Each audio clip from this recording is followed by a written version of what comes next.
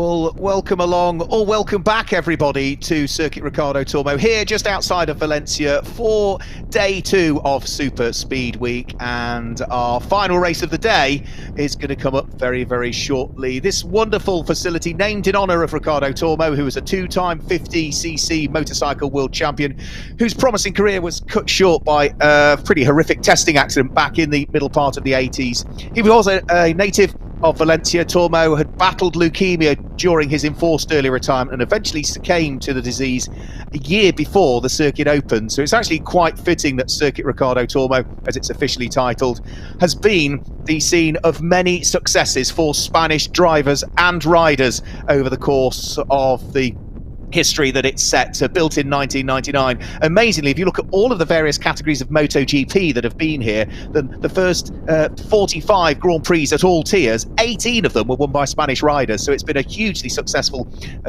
venue for Spanish motorcyclists. It's been a pretty successful venue for Spanish NASCAR drivers as well. Ander Villarino having won 6 races here, the Spaniard, in the past, and he is back on the grid this weekend. He's not the only Spaniard on the grid though, because we also have Sierra Esteban returning to the series. But what we've got coming up very shortly is going to be the EuroNASCAR 2 race, the first of the finals races of the weekend. And when I say finals races, that they get one today, they will have one tomorrow, and both of those finals races are double championship points. Hugely, hugely important. Mathematically, the championship cannot be won in this race. Doesn't matter what Vittorio Girelli does, even if Tobias Dauenhauer almost gets punted off and doesn't complete the first lap. Mathematically, it stays alive until tomorrow. So it's great that the championship is yet again going to go down to the final race of the season. If you haven't joined us for any of the previous races, then the big question is why not? Because we've had some great racing. But this venue, if we just want to have a quick look at the circuit, if you're not familiar with it,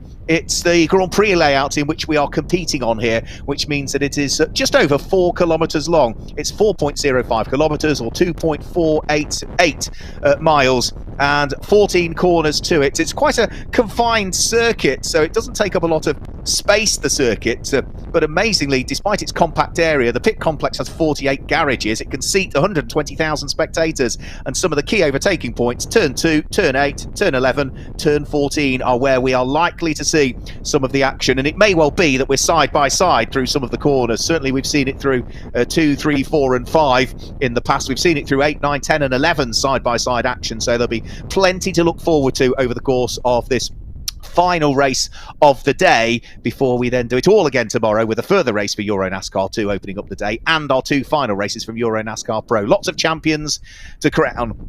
Now, the grid for this one is set as per their qualifying times earlier on today, where we had a separate qualifying session. And if history repeats itself, as has happened at all of the previous races so far this year, the driver that has started from pole position in EuroNASCAR 2 has gone on to win the race. So that is a good omen for Tobias Dauenhauer, who sits there on pole position and lies second in the championship standings. Weather here in this part of Spain, still slightly cold and autumnal. The breeze has been quite blustery, really, all afternoon. This morning it was quite still, as is usually the case early morning, but the breeze is getting up now. And all of the drivers will be looking forward to having a solid race today, making sure that they can have an early night. They don't want the mechanics staying up working too late on their cars, as some of them had to do last night. They want to make sure they have a clean race and can then look forward to fighting it out for the final race tomorrow for EuroNASCAR 2 that takes place in the morning. So that is what we can look forward to. In terms of the championship, just to bring up the championship points, the way things sit at the moment, the number 18 car of Vittorio Girelli leads the championship. He's on 293 points, 26 points ahead of Tobias Dauenhauer, who's second in the championship. So it's a Hendricks Motorsport 1-2, but Tobias Dauenhauer in second in the championship is also leading the rookie trophy. So he's the first of the drivers that's in their rookie year, their first year of EuroNASCAR. 38 points adrift of Girelli is Alessandro Brigatti, so it's an Italian, a German, another Italian. Then the Cypriot driver, another rookie to the series, Vladimiros Stoitzis, sits there in 4th place. Martin Tubeck is 69 points off the lead in 5th place, the same as Julia Landauer, who is in 6th place. They're both on exactly the same number of points, 224 points coming into this race. Julia Landauer leads the Lady Trophy, a separate trophy for the females that race in the series, and leading the Legend Trophy in this one. That is for drivers aged over 40 years of age. It is Ariana Casoli in 11th position, 104 points off the lead. She's on 189 points coming into this race. She leads the Legend Trophy. So that just gives you a rundown of it. 80 points available for the race win in this one. So it's still wide open. Certainly, all of the drivers will want to score well in this one. There are no dropped scores to the championship this year either. Every single race counts, whether it be the first two races that we had at Vallelunga, the NASCAR Grand Prix of Italy, the two races that we had at Belgium, at Zolder.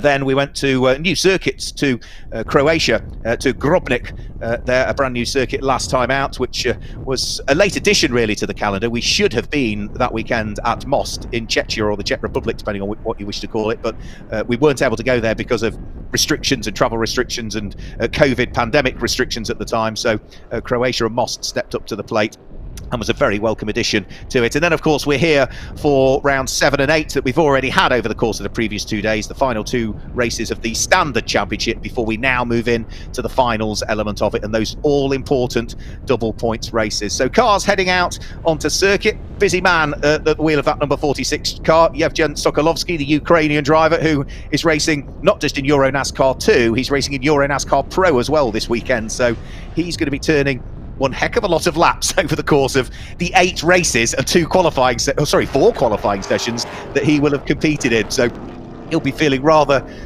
tired out, I would have thought, by the end of the weekend when he heads back home.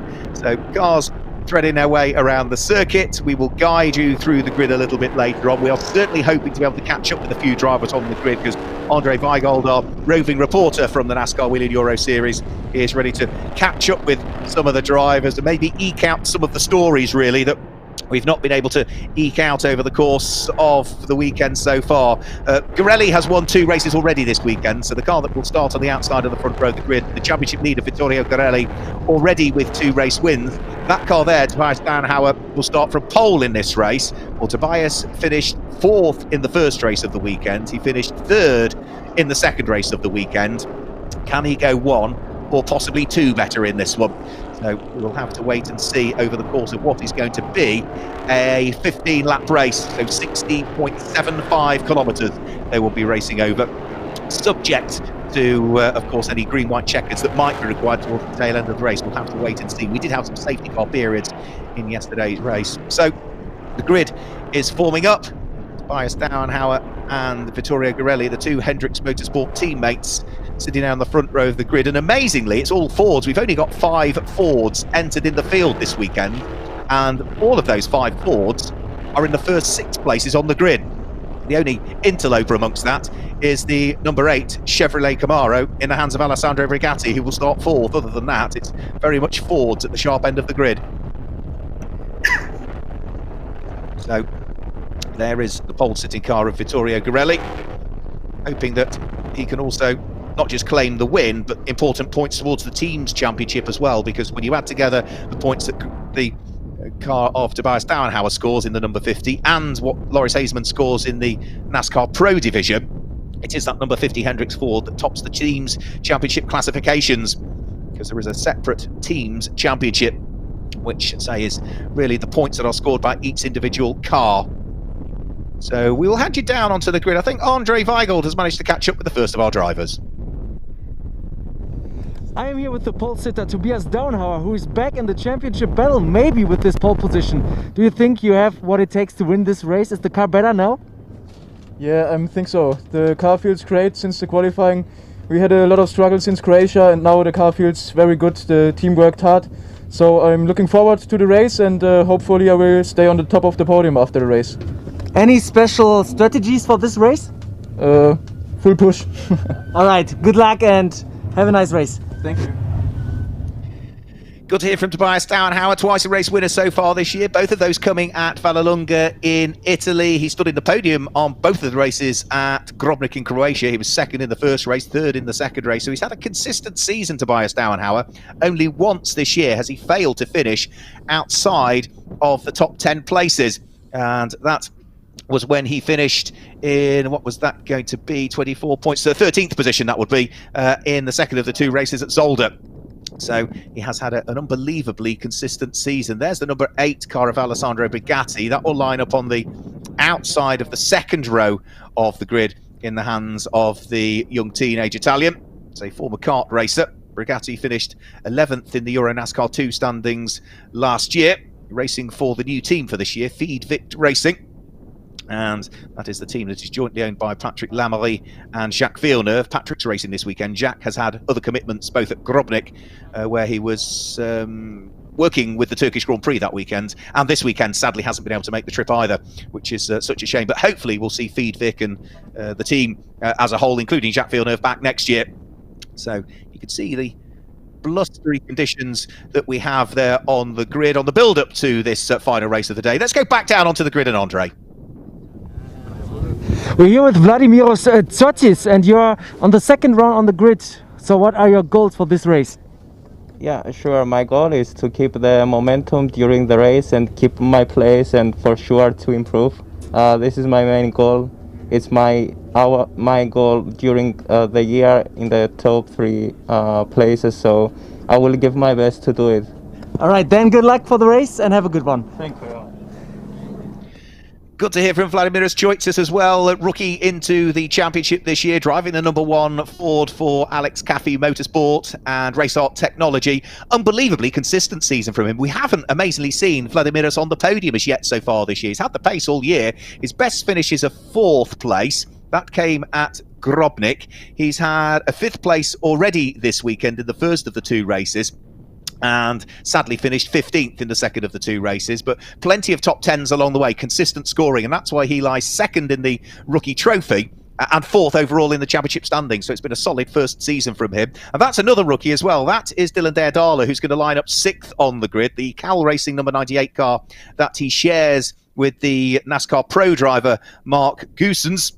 And for Dylan Dairdala, again, a solid season, really. He's managed a few 5th and a few 6th places, Dylan Dairdala. So far this weekend, he's had a 7th and an 8th. So, again, top 10 finishes. He lies, at the start of this weekend, 7th in the championship standings. He's now slipped to 8th in the championship standings as a result of those performances. Other drivers have caught him up and snuck through and past him. So we'll see as to whether he might be able to challenge for an overall podium. There is number 7. That's the car that's going to line up on the inside of we've just seen Dylan Dairdala, who's the outside of row number 3. This is the inside of row number 3. A quick wave from Martin Dubeck, who we have caught up with.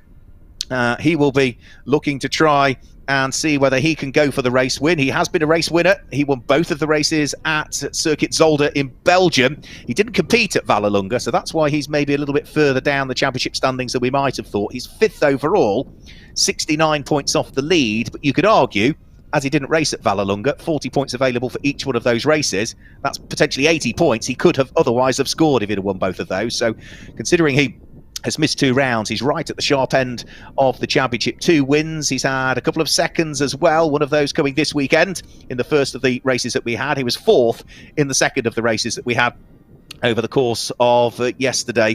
We will be remaining silent very shortly because the national anthems are very shortly to be played, and then we should be able to guide you through the grid before those infamous words are given for the engines to get fired their way into life. And it's worth pointing out, no spectators allowed into this event, so it's only team members and officials and the spotters that we see in the grandstands. All the rest of the grandstands, of which there are many because it seats 120,000 people, this venue, are all very sadly empty this weekend. So national anthems are being played. We will remain silent for the national anthems.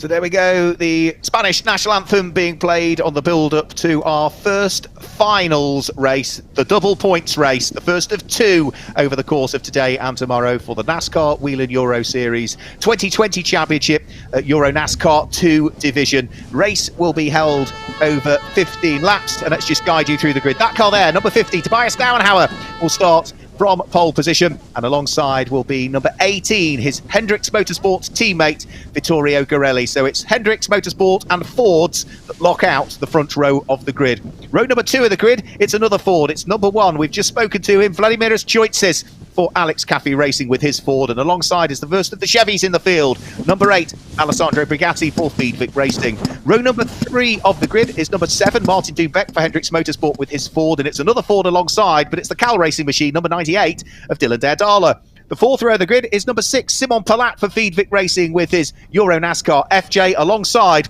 is where we see 48, Francisco Garisto for DF1 Marco Steep Motorsport Chevys. It's then Chevys all of the way towards the tail end of the field.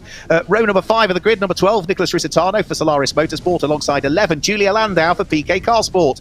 Row 6 of the grid is 89, returning to the championship, non-point scoring for Not Only Motorsport, Nave Talo, alongside Kenko Miura at the wheel of the number 99 Chevy for DF1 Racing. The Japanese driver returning to the championship. He's the leading legend that we've got on the grid for those drivers aged 40 and over. The 7th row of the grid is where we see number 70, Mirko Schultis for Mishu Motors, alongside the number 46 car for Marco Steep Motorsport of Yevgen Sokolovsky.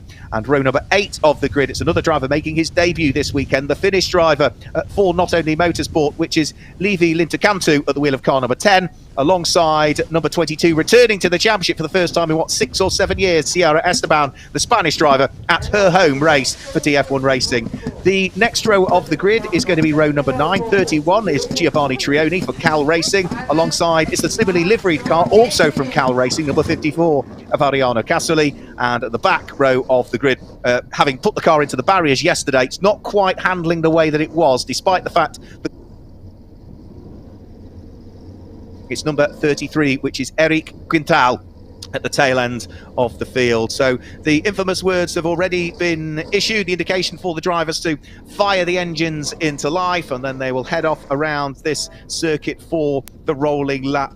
We've had 2 formation laps for previous races. No news as yet as to whether it's going to be a single one or a double warm-up lap for these cars. We'll have to wait and see, and then we will be able to get our final race of today underway before we then do it all again tomorrow, with the first race tomorrow being again for EuroNASCAR 2, and then the 2 races in the afternoon will both be for the EuroNASCAR Pro division, as they're badged for this year. Pure racing, no electronic gizmos on these cars. There's no stability control, there's no traction control, there's no ABS. It's just pure racing, and it's up to you as a driver as to how much of that 400 brake horsepower you want to plant down onto the ground at any one time, depending on how far down you press your right foot onto the throttle. 5.7 litres, what's that? That's 350 cubic inches, isn't it? V8 engines, all powered via a 4-speed manual gearbox. And as for the curb weight of the cars, well, it's about 1,225 kilos, there or thereabouts. 2,700 pounds is what they weigh. So cars heading off around the circuit. Vittorio Garelli, starting from the outside of the front row of the grid, has already claimed 2 wins here this weekend. He was run very close in the first race of the weekend by his Hendrix Motorsport teammate, Martin Dubeck, who was just less than 0.4 of a second behind after what was 15 laps of racing. He claimed the win yesterday by just over a second from Alessandro Brigatti. Well, this time Vittorio Garelli has not got the pole position to try and convert into the race lead. It's the outside of the front row of the grid that he needs to try and convert, and that's not going to be easy. There's the number 48 car we just saw. That is Francesco Garisto, who's got a little bit of work to do from 8th position on the grid. As Francesco Garisto lies 9th in the championship standings, 208 points for the rookie, 85 points off the leader, Vittorio Garelli, in terms of the championship, which would say 80 available just for this race alone, plus another 80 for tomorrow, plus an extra 8 for whichever driver gains the most places from their respective starting position to their respective finishing position, and that could all be important as well. So you can hear the wind in the background. It still really is very, very breezy, and that will affect the cars to a degree as well. You know, they are a pretty large car, whilst they are heavy, get into the side wind, or certainly where you've got a headwind, that's going to slow the terminal speeds down. Where you've got a tailwind, it might just mean that you've got to brake that a little bit earlier because you're getting pushed into the corner by the wind. And when you get a side wind, you will just feel it as well, I would have thought, because it really has been quite a blustery couple of days here, albeit beautiful sunshine today, whereas yesterday we had showers on occasions, which didn't affect the tyre choice. Slicks were always the way to go, but it did just make it a little bit greasy out there on a couple of occasions. So the lead car continuing round. I would say watch out for number 11, Julia Landauer. I think she will make progress in this one. 10th on the grid. I was expecting her to qualify inside the top 6, but didn't quite manage to hook it up. We're going to go for 2 formation laps. The safety car is not peeling off. They're not in 2x2 order as yet, otherwise they would be. And the reason they're being given largely 2 formation laps for this weekend rather than the usual 1 that they would get, that is because of the colder ambient temperatures this time of year. We should have had the championship finished in October, really, had everything have gone to plan this year. But like so many things, lots of changes and adaptation have had to be made to get through the season. So we're actually almost 2 months later finishing the season. And because of the colder ambient temperatures, extra formation lap gives the drivers more time to get some temperature into the brakes and, importantly, into the controlled general tyres that they all run, which means that then when the lights go out, hopefully everybody's got sufficient warmth into the tyres so as to not have issues when they charge their way as one great big pack of cars up towards turn number 1, which is Aspar. They're just heading around through turn 2 at the moment. We've seen some great racing action at turn 2, a mixture of overtakes up the inside. On occasions, we've seen drivers go round the outside. You get round the outside at 2, hang on to it round the outside at 3, which is where the number 70 car of Mirko Schultes is just heading to now. And because you're on the outside at that corner, you then get the inside line for the next one, which is turn number 4, Nico Triol. So we've seen, and I'm sure we will see in this one, some side-by-side action through turns 2, 3, 4, 5 and even up towards 6 as well, which was where we've seen some of the overtaking finally get done and dusted and started 4 corners earlier. So cars will be heading up towards the point of the circuit before too much longer, where they'll be getting in towards 2x2 order. So they're just going towards turn number 8 at the moment, which is the second gear left-hander at Bernard Martinez. And then from there the circuit sort of descends downhill in towards 9 and 10 and then turn 11. You get down to turn 11 and on the exit then it flattens out, and that's sort of not quite the lowest point of the track.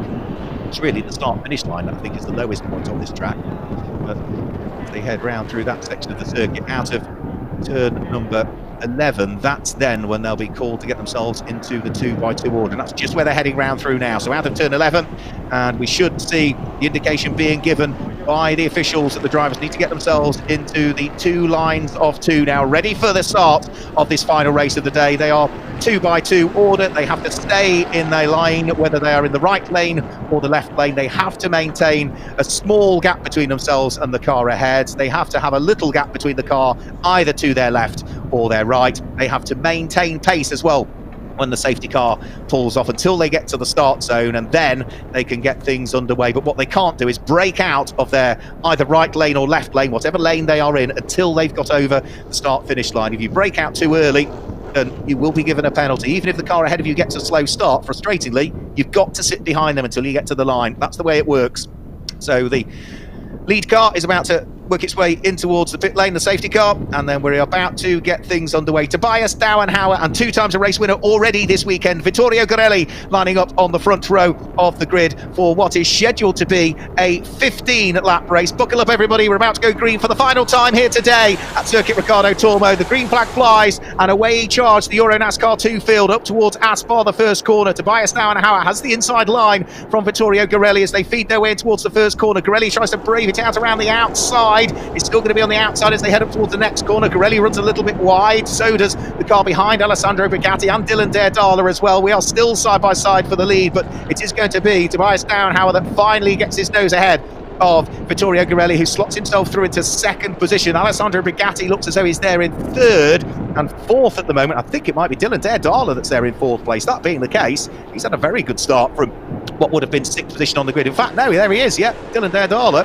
has had a fantastic first lap by the look of things. Vladimiris Joitsis has dropped down through the order. Derdala's coming under pressure from number 48, which is Francesco Garisto, who's had another good start as well. He was 8th, so it's been a really good first lap for Trump drivers who've been able to pick a few cars off in the early stages of this one.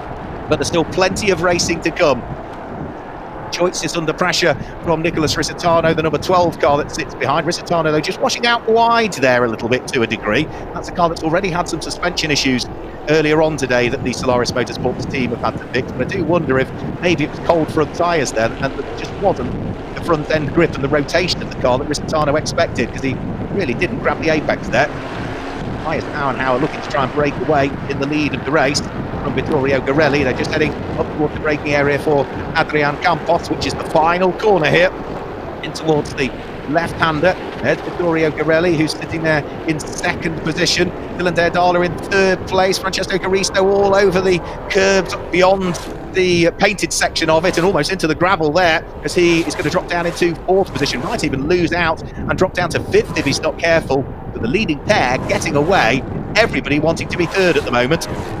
Oh, that was close. Dylan Derdala was about to turn into the corners. A little bit of contact with the front end of Dylan Derdala and the tail end of Francesco Caristo. And instantly, it is going to be Vladimiras Choitzes that is able to pick off the somewhat battered Ford of Dylan Derdala. Needs to be careful, though. That little bit of contact, I don't think has overly affected the number 48 car of Francesco Caristo. He's actually got a little bit of Dylan Derdala's car tucked in the back of his, actually. So that's, yeah, black and orange, isn't it? So that's the front of Derdala's car that's still attached to the back end of Caristo's.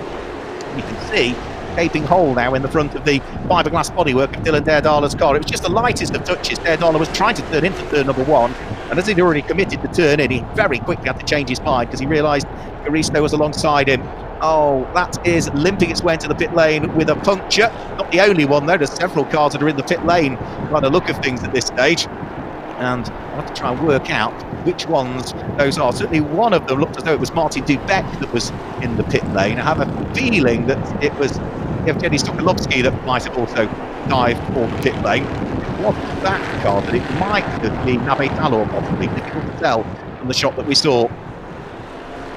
And Risto still continuing on his merry way, still with the front bumper of Derdala's Ford attached to the back of the Chevy. So it goes to show how close it was, and I don't think that bodywork's going to come out. It certainly looks as though it's not at all going to go anywhere for the moment. Oh, and that's a big spin for Nicholas Risitano. That's one of the drivers that's at the sharp end of the championship. Seventh is Nicholas Risitano in the championship standings. The Solaris Motorsport car, he lost the tail end of it at, I think that's turn number 14. Thankfully came out of the gravel, but has deposited gravel all over the track at that point, and that is going to mean that the next of the cars on the scene to that gravel are going to have to be very, very careful indeed. So Julia Landauer now picks off the stricken car of Dylan Derdala. The next of the cars that's going to want to try and squeeze its way through is going to be the number 6 car of Simon Palat. So Derdala is now down towards the bottom of the top 6. I said watch out for Julia Landauer, didn't I, at the beginning of the race? She started 10th. Julia Landauer is now going to be up into 5th position, I think. But for Dylan Derdala, he's really going to struggle with that car. It will be affecting the aerodynamics. He's missing the front splitter, so it will affect the handling of the car as well. And I suspect there's only one direction that Dylan Derdala will be going in this race. He will slowly, I think, get picked off by everybody as the race wears on. At the moment, Simon Palat is just not quite close enough. There's a bit of brake ducting as well, flying around in the front right corner of that car.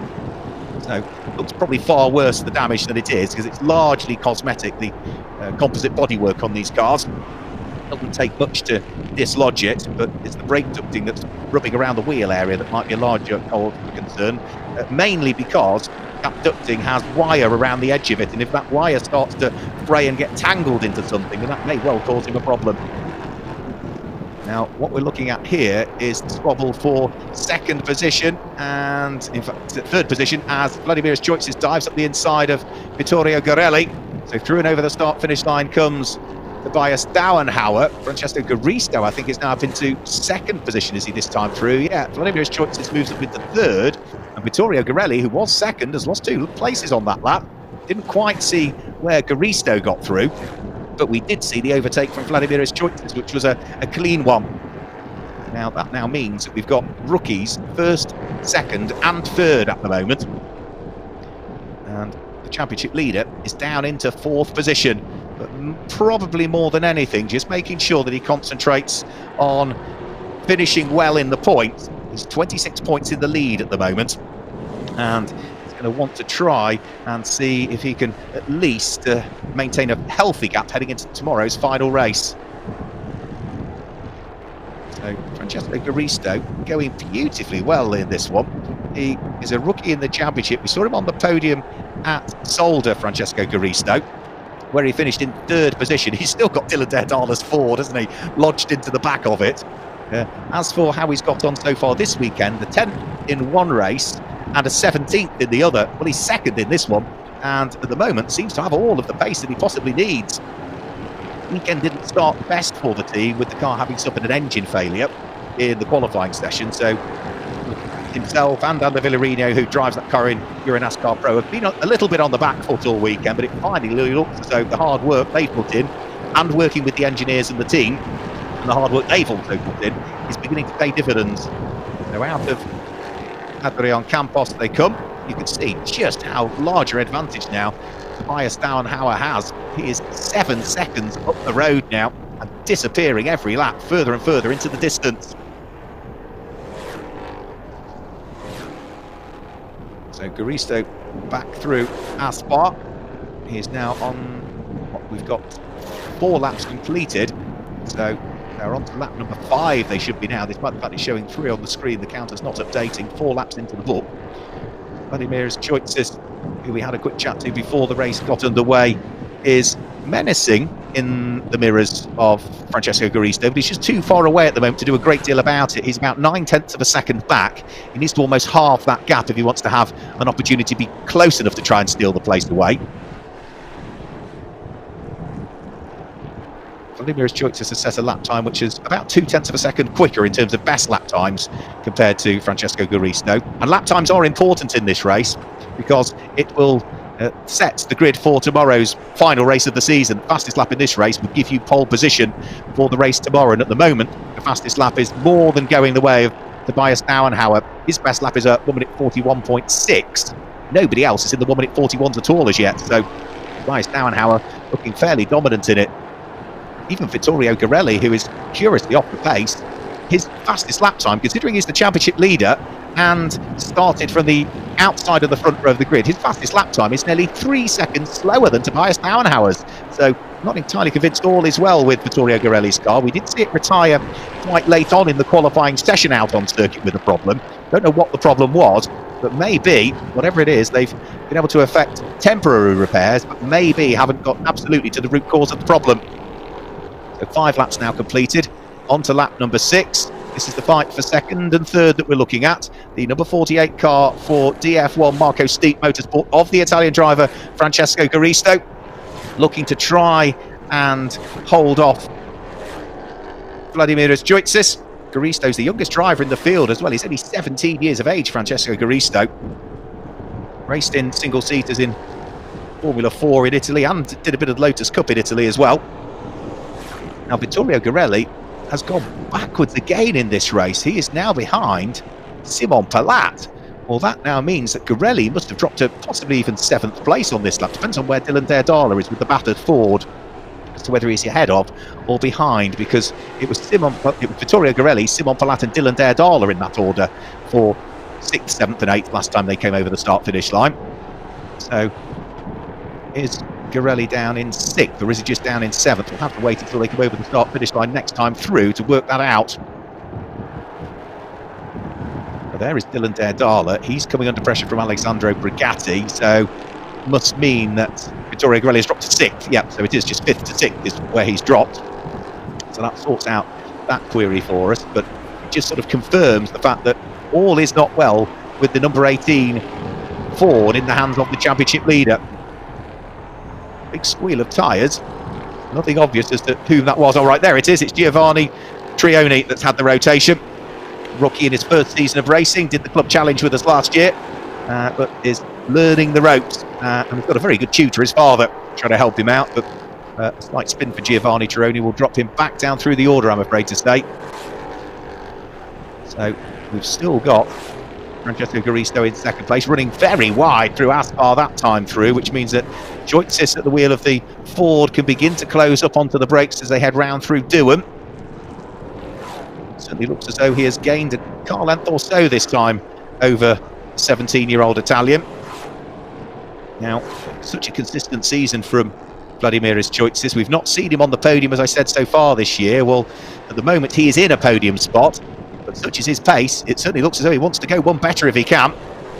He's got to try and forget about that distracting bit of bodywork that keeps flying off the tail end of Garisto's car. He's almost got an overlap there. Might be able to try and utilise the opportunity. Not quite. Dylan Daredala's going to lose a further place here to Alessandro Brigatti. That's coming out of turn 5, I think, up towards Angelo Nieto. So he's got the inside line for the next corner and hangs on to it. And as for Vladimiras Choitsis, is this the opportunity? Oh, he almost got a run coming out of Bernard Martinez and almost squeezed through when they got towards turn number 9. But Garisto just was able to close the door to prevent the Cypriot from trying to work his way through.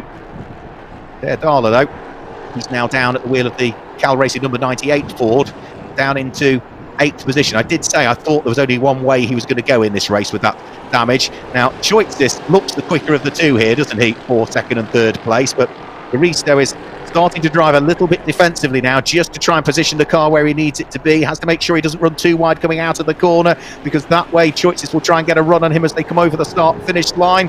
Problems for the number 22, which is Sierra Esteban by the look of things, but the fight for 2nd and 3rd, side by side over the start-finish line. And I think Garisto is starting to feel the pressure a little bit now. Is he going to run wide again coming out of 1? No, he doesn't. Choitsis can't work his way through on the way up towards the braking area for Doohan, so he takes a slightly later turn in. He's not going to get the undercut heading up towards turn number 3, because you just really can't do it there. So he'll follow still Francesco Garisto through 3. And then up towards 4, he tries to take a later turn in at turn number 4 to try and get the overlap as they head up towards turn number 5, but can't quite make it stick there. So these two are still together. Are they getting caught by the car behind? That's what we need to consider. The car behind is now Julia Landauer. She's up into 4th position from 10th on the grid. Absolutely living up to the billing I gave her, and I think that may well be the opportunity where she can start to close in on these two, because they're that busy squabbling now. You can see the number 11 PK Car Sport car in the hands of the very rapid American lady. Julia Landauer is beginning to close in. So Garisto from Choitsis, and then there is Julia Landauer beginning to close in as well. However, news is there may well be a further twist in the tail, because the number 48 car of Francesco Garisto may well have switched lines before the control line when the race got underway. I did mention you have to stay in that lane, whatever you're in, the right lane or the left lane, you have to stay in it until you get to the start-finish line. And I'm hearing Francesco Garisto may well have a drive-through penalty for having moved out of position before the race got underway. I can see a board being hung out over the start-finish line. Yeah, and that looks like it says 48 on it to me. Yep, drive-through penalty, car number 48, which is not at all what Francesco Garisto wants to see. It's certainly not what DF1 Racing Marco Steep Motorsport want to see. So that is going to mean that Vladimiras Choitsis can now just bide his time. Now, Choitsis will probably be aware that that has happened, because there will be radio communication between race control, the spotters and the drivers. So as soon as Garisto hears that message, then Choitsis will hear it, or hear it from his team at a similar time.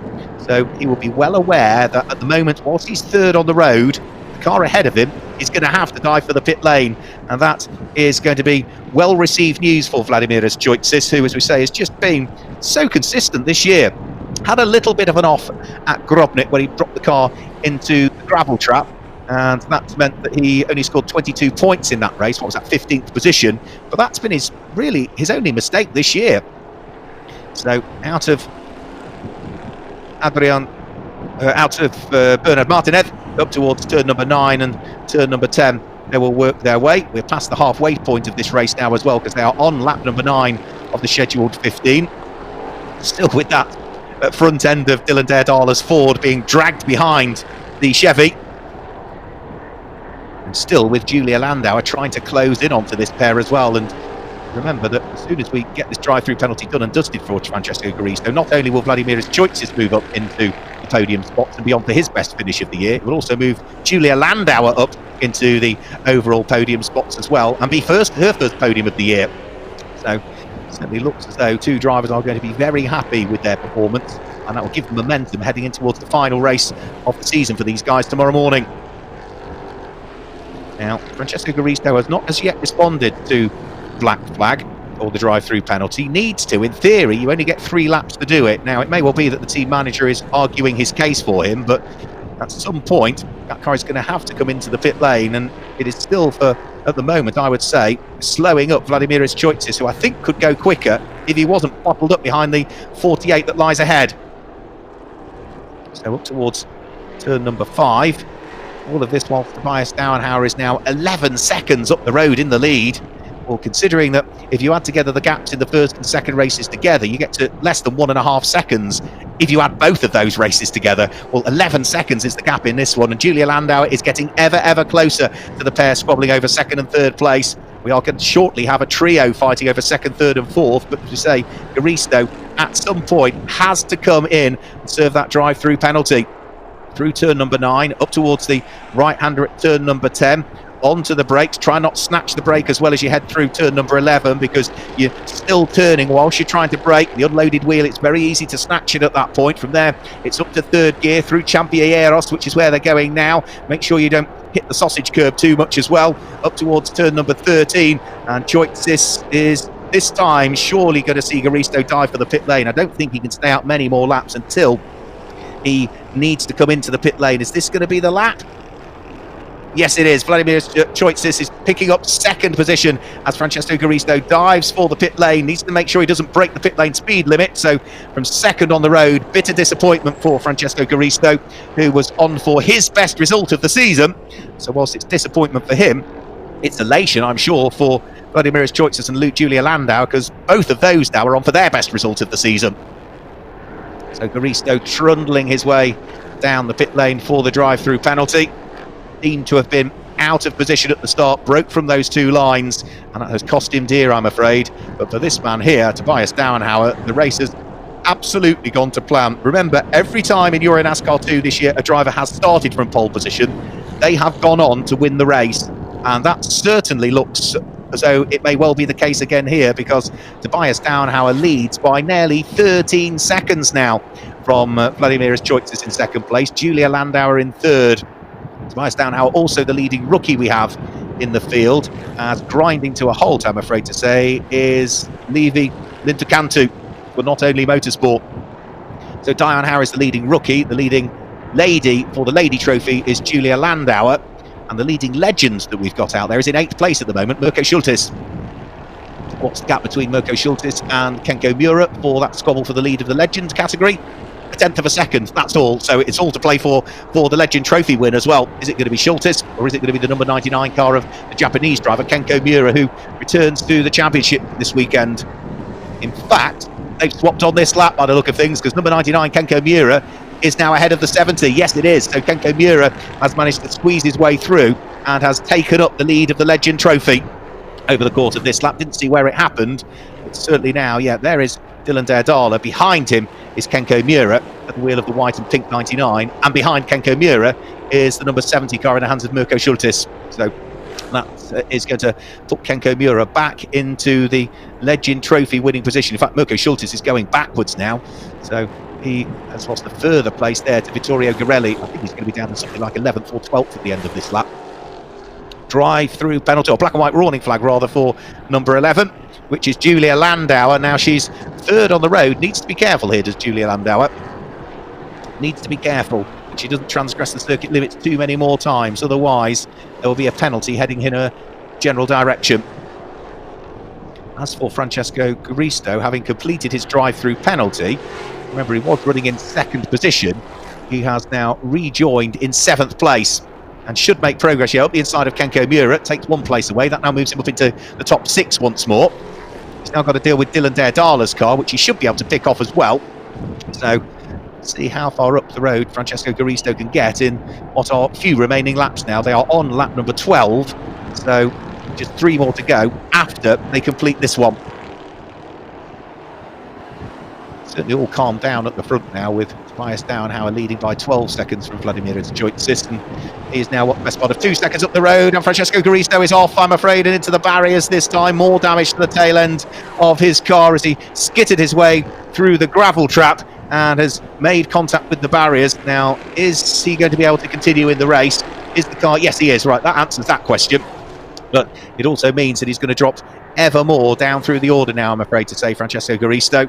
So it has been a race that has been disappointing for him, to say the least. I think that was possibly at Bernard Martinez, turn number 8, where he had that issue.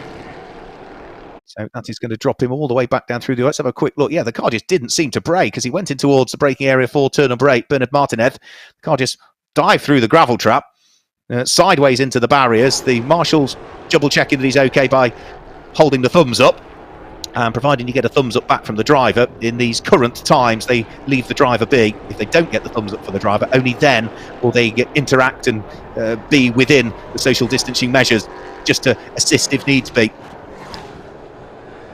So number 12, Nicholas Risitano's had that interesting race. He's now hot on the heels of Kenko Miura, the number 99 car. So Kenko Miura runs a little bit wide, allows Risitano Solaris Motorsport number 12 machine to squeeze its way through. So that will be Risitano now up into 7th position, I think that will be. Julia Landauer continuing on her merry way, running in 3rd position and on for her best result of the season so far. I've got to say, it's probably long overdue, a podium for both Vladimir Šojc and Julia Landauer, because they have been, in their debut seasons, their rookie seasons, remarkably consistent. There might be a long, long way adrift of Tobias Dauenhauer, but 2nd will be Šojc's first visit to the podium. 3rd would be Landauer's first visit to the podium. And I think Simon Palat, running in 4th place, this may well be his best result of the season so far. Simon has had top 10 finishes before this weekend. He finished 18th in the first race of the weekend and was 6th in the second race of the weekend. Yes, the car's in 2nd, 3rd and 4th places, all on for their best results of the season. This race continues to get interesting through the gravel and the runoff areas that time, as the battered Ford still continues on its way, and that means that he's lost out to Mirko Schultes. And there, I'm afraid, is the championship leader. He'd been dropping down through the order, Vittorio Garelli. I did say all wasn't well with the car. It ailed and stopped in qualifying. Well, he has stopped now out of turn number 5 and on the hill up towards Aniel Nieto. Now we are on the penultimate lap of this stage. Now that car is not in the safest of places. Are we going to go full course caution, or are we going to get the race going still under full green flag conditions? Garelli's car is, I would say, about safe enough with a lap to go, but I don't have to make those decisions. It's up to our race director as to what they want to do. Are they going to keep it controlled with localised cautions?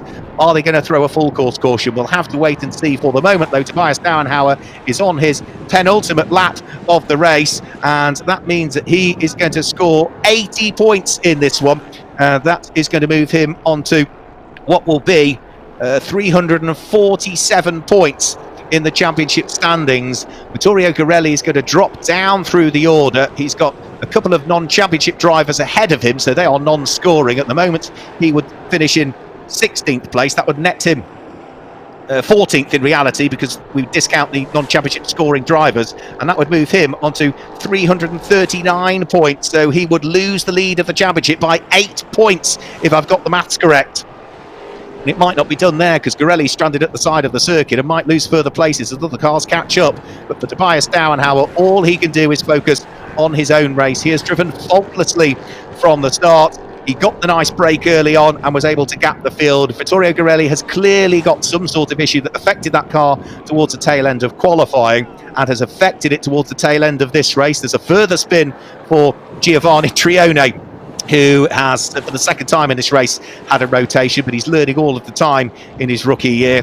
And for this man here, it is going to be another victory for Tobias Dauenhauer. It's been a long time coming, this next victory, because he claimed the double at Vallelunga in the NASCAR Grand Prix of Italy. In the finals meeting here at Circuit Riccardo Tormo, a super speed week, it looks as though it is going to be another victory. He's still got half a lap to do, though, as he heads out of Bernard Martinez for the final time, flicks his way through turn number 9, up towards the right-hander at turn number 10, and a slightly tighter right at turn number 11, and then it all starts to get reasonably easy from here. The short straight up towards Champineros, which is turn number 12, and all he needs to do then is just stroke the car home through the final couple of corners, and he is heading back towards victory lane. And it's more important points for the number 50 Ford in terms of the team's championship as well, because this 50 Ford leads the team standings with the respective drivers in the Pro Division, Loris Hazemans, and this man here in EuroNASCAR 2. Out of the final corner, up towards the checkered flag in the first of the finals races. It's going to be a win, the third of the season for Tobias Dauenhauer. He comes through to claim the maximum championship points in this double point scoring race, all importantly. Vladimiras Joitsis is going to go through and finish in second place, his first visit to the podium. And in third place is Julia Landauer, comes through to finish in a very well-deserved third position, Julia Landauer. So Joitsis with his best result of the season and the first podium. Julia Landauer with her first visit to the podium and best result of the season.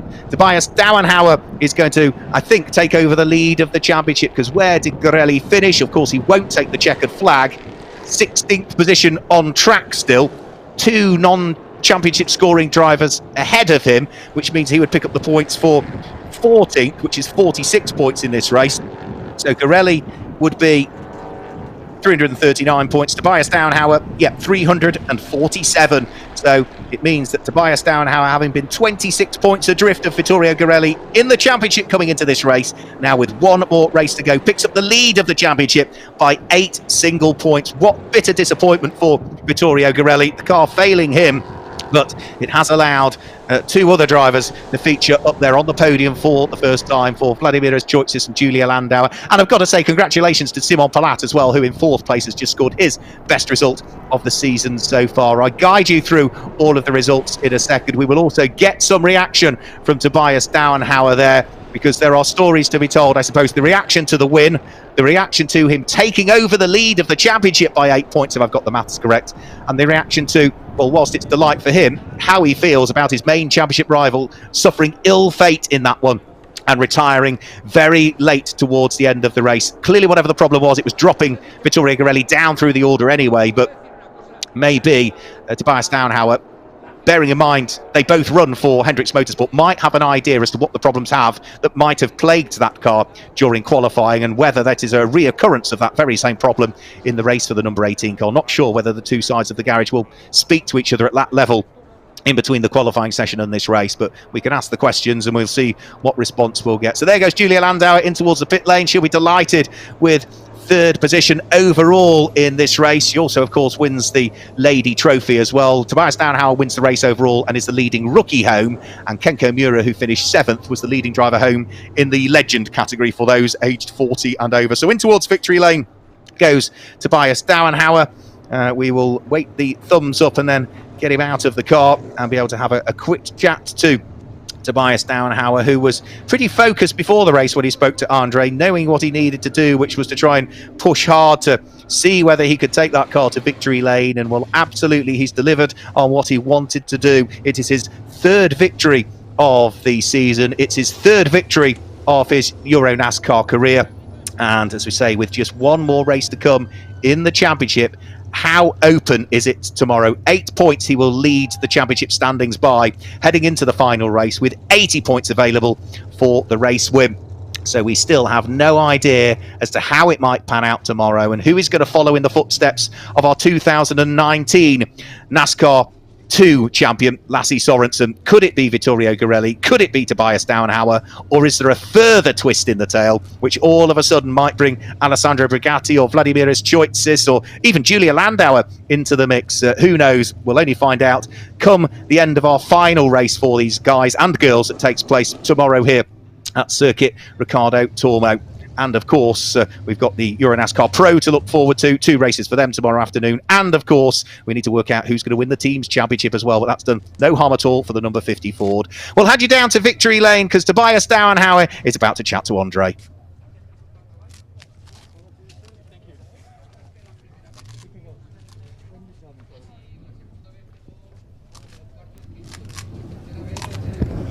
The race winner, a new championship leader, Tobias Dauenhauer. What an eventful race, but for you, it was easy. It was a perfect race for me. I'm very happy now we can show our performance of this car. We struggled since Croatia with big problems. Now we solved it. Very happy. It was a perfect race for me. I'm sorry for my teammate. I only saw him. He had a technical issue. Yeah, good for me. Good points for the championship and hopefully a good race tomorrow as well. Yeah, and this is the final race and you may become the champion when everything went well there. Any plans on how to get this championship trophy? I focus on the race tomorrow. I will drive a good race tomorrow as well, and hopefully it is enough to be the new championship leader. All right, thank you very much. Your race winner, Tobias Dauenhauer. Yeah, great to hear from Tobias Dauenhauer, and absolutely right. The race went perfectly to plan for him. It couldn't have gone any better, and it also means that we keep that consistency where whoever has started from pole position in EuroNASCAR 2 this year has won the race. It's not to say that the races have been boring. They've been far from it, but for some strange quirk of fate, we've always managed to get the pole sitter to victory lane. Just some replays and highlights of it. Well, of course, when the lights went out, it was Tobias Dauenhauer and Vittorio Garelli that were side by side at the front end of the grid. And on the charge up towards the first corner at Aspar, the all-important inside line was going the way of Tobias Dauenhauer. It was always going to be difficult for Vittorio Garelli to try and snatch a lead around the outside at turn number 1. Despite trying to do so, it wasn't quite meant to be. And therefore, as they went side by side through turn number 1, and Vittorio Garelli ran wide on the exit of the corner, it just allowed Tobias Dauenhauer to sneak his way up the inside at turn number 2 at Doorn and take up the lead of the race. Dylan Daredala and Francesco Garisto were having a great battle. Then there was contact between the pair of them, which lodged the front bumper of the Ford into the tail end of the Chevy for the rest of the race. Garisto was still going well, though, throughout the course of the race, despite the flapping bodywork, but he was always under pressure from the Cypriot driver for Alex Caffey Racing, which was Vladimiras Choitsis. Little did we know, though, at that stage that the number 48 car was going to be given a drive-through penalty for a start line infringement. So as a result of that, Garisto had to take the penalty, drove into the pit lane to serve the drive-through penalty. It meant that Vladimiras Choitsis moved up into second position here and was on for his first podium of the year. It also brought the PK Car Sport number 11 car of Julia Landauer up to third position. Dylan Daredala's race continued off into the barriers this time. It went to the number 48 car in the hands of Francesco Garisto. Despite even more damage to the tail end, he was still able to get the car going and continued round to take the checkered flag. But for Tobias Dauenhauer, it was a win and a dominant one. He was leading at 1 point by 13 seconds, but he really backed things off towards the checkered flag to come home and finish 6 seconds up the road from Vladimiras Choitsis, who finished in second position in the end. And the number 11 PK Car Sport car of Julia Landauer headed for third position. A delighted Tobias Dauenhauer with his third career win in the NASCAR Whelen Euro Series, EuroNASCAR 2 division. It also means that he picks up the all-important lead in the championship points by just 8 points heading into tomorrow's final race of the season, where 80 championship points are available. It's all still to play for. Confirmation then of the results. Tobias Dauenhauer claims the win and is the winner of the rookie trophy. In second place, it is Vladimiras Choitsis, and Julia Landauer, number 11, finished in third place and was a leading driver home in the Lady Cup. Simon Palat finished in fourth position, his best result of the season. Rookies first, second, third and fourth in that race. Fifth was number 8, Alessandro Bugatti, and sixth was 12, Nicholas Risitano. The leading legend driver home was in seventh place, Kenko Mura, with Dylan Daredala in eighth place, Mirko Schultis in ninth, and Francesco Garisto with a very interesting race, ultimately coming through in 10th position. 11th, despite a couple of spins for Giovanni Trioni. 12th place for Ariana Casali. Eric Quintal, who came off the back of the grid, finished in 13th place, with Sierra Esteban in 14th place. Yevgen Sokolovsky in 15th place. Vittorio Garelli, who was the championship leader, finished in 16th in the end as the car retired out on circuit. Retirements also for Levi Limtakato, and Nave Talar and Martin Dubeck, who all had problems, but hopefully all of those issues will be resolved tomorrow and we'll see all of those cars back onto the circuit. If you have joined us for this one, thank you very much for tuning in. Don't forget to follow our YouTube channel as well. Just go to youtube.com/EuroNASCAR. Click on the links on there to ensure that you're also notified of all new content that we display on that channel. But for us, day 2 at Valencia on the Super Speed Week, that's it for the moment. Now remember, racing coming up tomorrow. We have our final race for EuroNASCAR 2, if you're watching in Central Europe, 8:40 Central European time in the morning. That's a rather early 2:40 Eastern time in the US. But if that's a bit too early for you, make sure you tune in for our next races, which will be for the EuroNASCAR Pro Division. They take place Central European time, 13:10 we go live on the stream. That's a slightly more palatable at 7:10 in the morning. And our final race at all of this Super Speed weekend at Valencia will take place at 15:55 in the afternoon, Central European time, 9:55 in the morning, Eastern time. So set your alarms, 8:40 in the morning if you're watching in Europe, 2:40 in the morning if you're watching in the States, because we'll be crowning our EuroNASCAR 2 champion in the last race of the season. From everybody here at Circuit Ricardo Tormo and the NASCAR Whelen Euro Series, thanks for joining us. Join us again tomorrow. Until then, it's goodbye.